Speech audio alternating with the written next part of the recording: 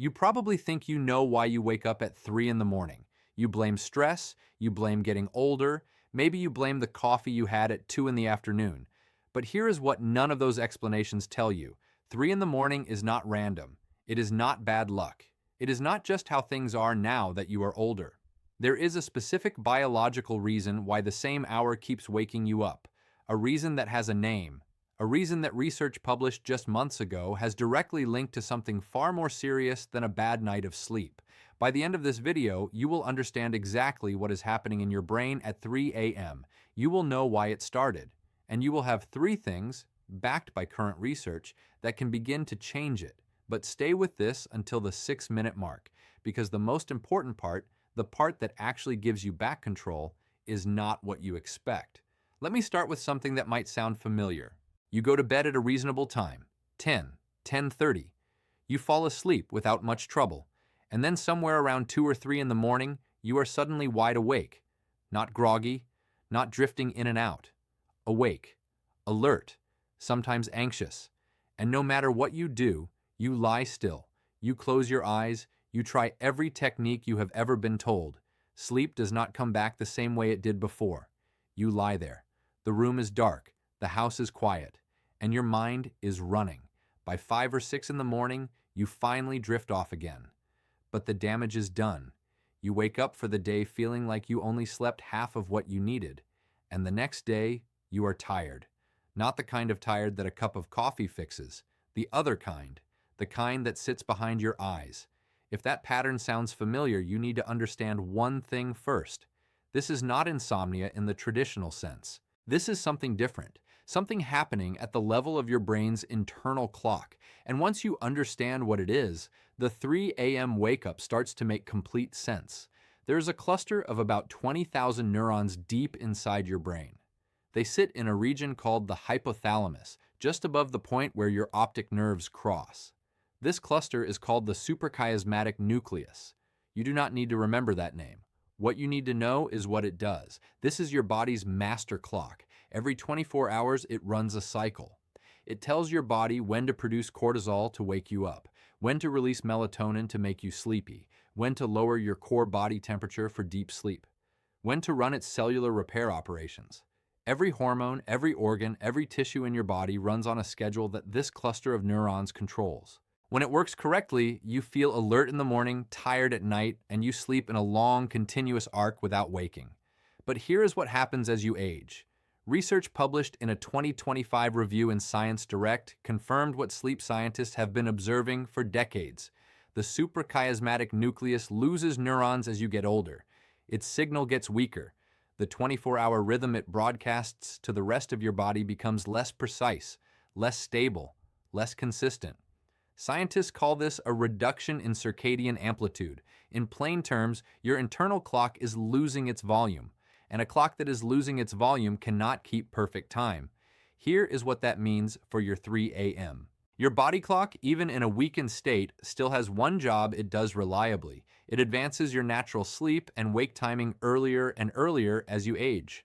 By your 60s, your body's internal preference is to fall asleep around 7 or 8 in the evening and wake up naturally around 3 or 4 in the morning. Most people fight this. They stay up until 10 or 11 because that is what feels socially normal, what matches their schedule, what they have always done. But the body clock does not care about your schedule. It fires its wake-up signal at 3 a.m. regardless. And because the clock is also weaker, once you are awake, it cannot generate a strong enough sleep signal to pull you back into deep rest. The result is that fragmented second half of the night, the lying awake, the light restless dozing, the early exhausted wake-up. Now here's what makes this more than just an inconvenience. A study published in December 2025 in the journal Neurology, the official journal of the American Academy of Neurology, followed thousands of older adults and found something that should change how seriously you take this. People with weaker and more irregular circadian rhythms were significantly more likely to develop dementia, not slightly more likely, significantly. The researchers noted that the individuals whose daily activity peaked later in the day, a sign of a delayed weakened clock, faced a higher dementia risk than those whose clock remained strong and consistent. This is not saying that waking up at 3 a.m. means you will develop dementia. That is not what the research says. But it is saying that the health of your internal clock is not a minor issue. It is connected to your brain's long-term resilience, and a weakening clock is something that deserves attention, not acceptance. Now here's the part most people get wrong. When seniors start waking at 3 a.m., the most common response is to try to sleep longer to compensate. Go to bed earlier, stay in bed later, take naps during the day. Every one of those responses makes the problem worse. Here is why. Your circadian clock stays synchronized through a process called entrainment. It is reset every day by specific external signals: light, movement, meal timing. These are called Zeitgebers, a German word meaning time givers. When you start sleeping at irregular times, napping during the day, and staying in low light indoors, you remove the signals your body clock needs to stay anchored to a 24-hour rhythm. The clock drifts further. The amplitude weakens further. The 3 a.m. problem intensifies. The fix is not more sleep. The fix is stronger daily signals, more consistent anchors, a body clock that receives a clearer daily reset. That is exactly what the three things are. The first is morning light, and the timing is more precise than most people realize.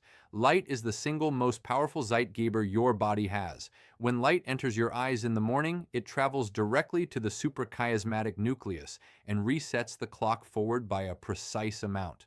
This is what keeps your rhythm synchronized to the actual 24-hour day. The American Heart Association's 2025 scientific statement on circadian health identified morning bright light exposure as the primary behavioral intervention for strengthening circadian rhythms in older adults. The research recommendation is this: within 30 to 45 minutes of waking, get outside into natural daylight for at least 20 minutes, not through a window.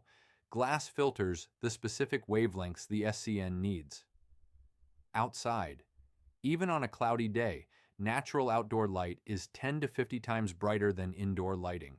If outdoor access is difficult, a therapeutic light box, 10,000 lux, used for 20 to 30 minutes within an hour of waking, produces a similar effect. Talk to your doctor before using one if you have any eye conditions.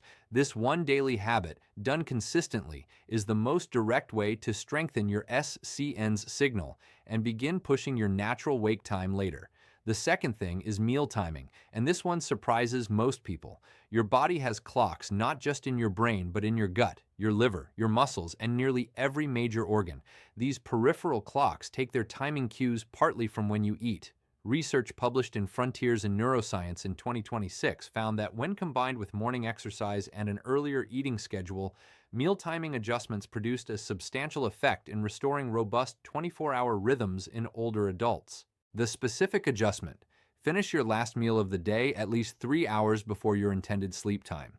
This aligns your digestive system's clock with your brain's clock, reducing the internal timing conflict that fragments sleep. Equally important, eat your largest meal earlier in the day.